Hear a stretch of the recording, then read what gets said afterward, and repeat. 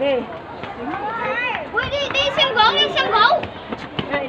Gấu ạ, bạn của gấu. Đây, con hổ đâu? Kìa.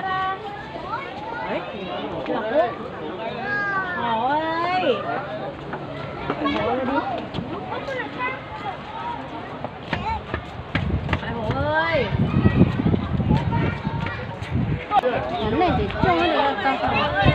Gấu ơi. Một đứa thằng thế. Ủa, cỏ phải là bao nhiêu nữa.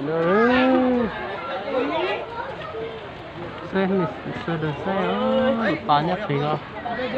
Một tao đi ơi. Nó để bên một xí du lịch sao à? Bên một xí du lịch đã xứ Hải Phòng được rồi. Con gọi bố à? Đi, con gọi bố à? Bố à? Mèo. Lấy mất áp 2 tầng nữa.